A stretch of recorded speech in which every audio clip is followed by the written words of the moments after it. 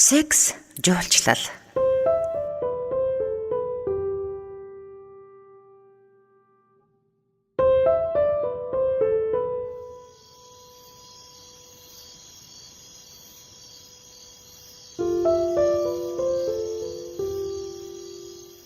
Жуулчууд дахиад л ирлээ. Ирсэн хүмүүс голдуу, герман, францчууд байлаа. Сурсан зангаараа манайхан тэднийг ойр хаваар дагуулan явж, айраг цагаан амсуулаад нүүр тахалдаг хідэн морин дээрээ авчрав. Эхийнх нь битүүхэн имэж байгаа харагдана. Иймэрхүү үзэгдэл дассан адуучид тэднийг эвтэйхэн тайвшруулад морь унуулав. Гэтэл нэгэн Франц эмэгтэй өөр хүнээр морио хөтлүүлэхээс цааргаллаа. Гадаадын хүмүүсийн эрүүл мэнд амь насыг хариуцаж явдгийн хувьд хөтөж бүсгүй түүнийг заавал хөтлүүлэх хэрэгтэй гэж хичнээн ятгсан боловч бүсгүй адуучны гарт $10 атгуулад сэв хитл мордчихон тэр. Ийхүү сурмага байгаадаа тайвширсан тэд бүсгүй жолоог тавихад угсхийн давраад хэсэг зур шогшуулж байснаа цааш хурлан тавилаа. Хүмүүс сандран "Хүү хаа яваараа дагаараа" гэлцэхэд тэдний даган дадлах хийж байсан Франц хэлний ангийн оюутан бүсгүй араас нь угсхийв. Морд бүгд эзэнтэй болсон байсан тул оюутнаас өөр араас нь явах хүн олдсонгүй. Бараг 30 минутын дараа тэд хамтдаа эргэж ирлээ. Оюутан бүсгийн царай нэг л гайхсан, алмаарсан байдалтай байгааг хөтөж бүсгүйгээс өөр хүн анзаарсангүй.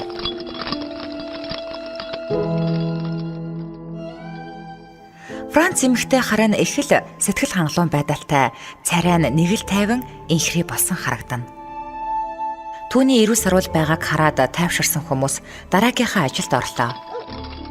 Харин хөтөж бүсгүй оюутныг хүмүүсээс зайдуухан аваачаад юу болсныг асуув. Оюутан нилээд тэнэгэлзэн байснаа түүнд ийхүү ярьсан юм.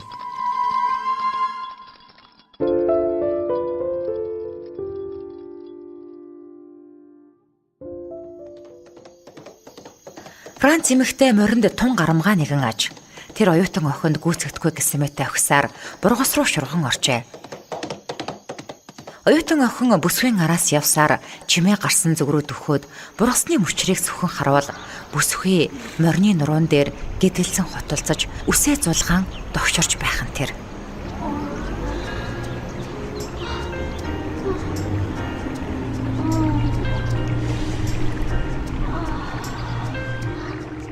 Охин чимээ гаргахгүй хичээн сэм хажвал Франц эмэгтэй тачаангуугаар дуу алдах бөгөөд унаж яваа морио үргэлтэл дээр нь хэсэг цогж байснаа чангаар ойр дуу тавин дэлийг нь налан унав.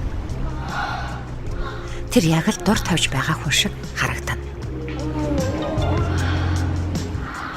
Бүсгүй хэсэг тайтгаран хөвтөж байснаа оюутан охины зүг инээмсэглэн даллав.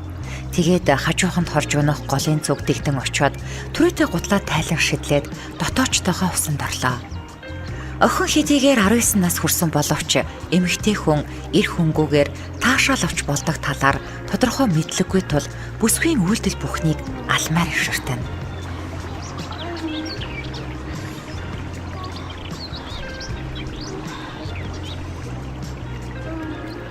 Франц эмэгтэй оюутан охинд "Би энэ хэрэглэдийг морин дээр туршиж үзэгсэн гэж эртнээс хүсдэг байсан юм. Танаа Монгол морд их зөөлөн явдалтай юмаа" гэд зөвхөн эмэгтэй хүндэл зориулан бүтээдэг дотоочтой хиймэл эрхтэнг усан дотроос гаргаад ирхэн тэр охин түүний барьсан зүйлийг харахаас ч эмээж байлаа.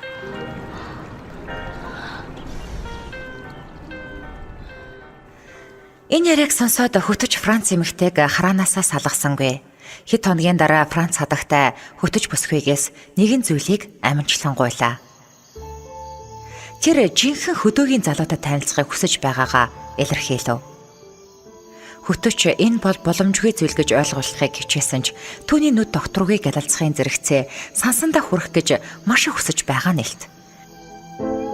Ингээд хөтөж бүсгүй тачаал ихтэй Франц эмэгтэйг хүс хэр үнэртсэн адуу малаас өөр юу ч мэдэхгүй жинхэнэ хөдөөний залуутай уулзуулж өгөхөө амлалаа.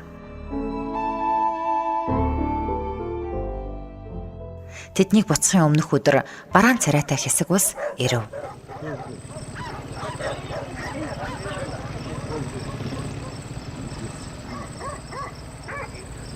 Нутгийн малчид гэн. Өвгөжөр хүнээр ахлуулсан тэр хэсэг ус гадаадынхантай 8 арилжаа ярих санаатай ажээ. Хөтчийн нүдэнд өвчүүлийн артхан чимээгүйхэн зогсож байгаа их үстэй нэгэн бор залуу тусав. Бадрун том биетэй хэрнээ маанагдуу алмаа харцаар жуулчдыг тойруулан ширтэж байгаа тэр залууг хөтөж Франц эмэгтэйд зааж өгчээ. Бүсгүй сонжих мэт залууг тогтоон хэсэг харж байснаа хөтчийг ханцуунаас нь зурсаар түүн дээр дагуулan очив. Өндөр нарийнхан биетэй, гүн цэнхэр нүдтэй, боо шаргал үстэй Франц эмэгтэйг манер яг л амьтны хүрээлэнгийн сарамгчин харж байгаа мэт гайхан харна. Франц эмэгтэй түүнээс морь унуулж өгөхийг гуйхад залуу урайлган зөвшөөрөөд бүсгийн гойлог хөлнөөс тэрэн моринд мордуулав. Тэгээд Франц хадагтаан гуйснаар араар нь сунлаад ойролцоох шугууд ааж ухан алхлана.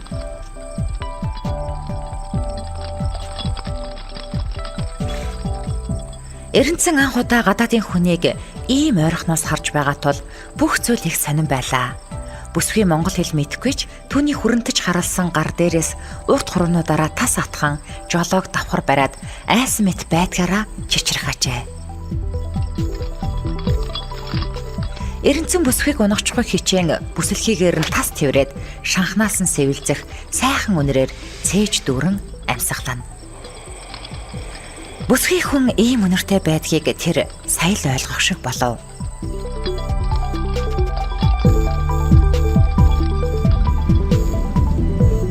Тэд сундалдан явсаар шугуун цахад ирэхэд бүсгүй зогсхийг гуйв. Эренцэн төрүүлж буугаад хүүхнийг тэрэн буулгалаа. Бүсгүй гинт толгоогоо даран говьснаа дороо сун тусав. Эренцэн айх гайхах зэрэгцэн хийл тойрон эргэлдэхэд бүсгүй хоолоогоо зан ямар нэг дохио үзүүлнэ. Эренцэн хэсэг гайхаж байснаа бүсгийн цамцныхан дээд товчнуудыг тайлаад энгэр замыг нь сэвлээ. Гинт Франц эмэгтэй түүний гарыг барьж авснаа энгэртээ оруулан хөхөн дээрээ тавилаа. Эренцэн зочихдоо гараа угс татан авах гэсэн боловч бүсгүй түүнийг тавьсангүй. Тэр янагдуухан харцаараа нүдрүүн ширтснээ үс ахал болсон нүүрлүү нь яхаахан уруулаараа чимүүлхэн тэр.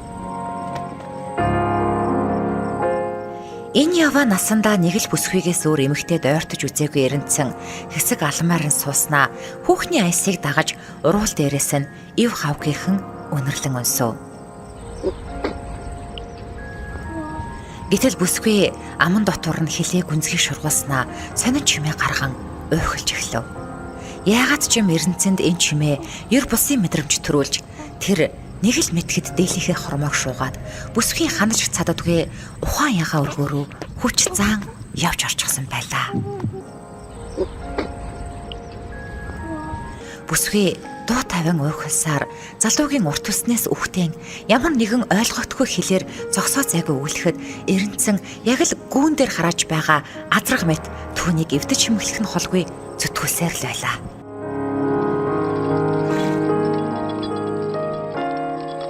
Хөтөч сундалдан явсан хоёрыг эргэн ирэхэд гэрэлтэж ягаарсан Франц эмэгтэй царайнаас түүнийг сансантаа хүрснийг ойлгов.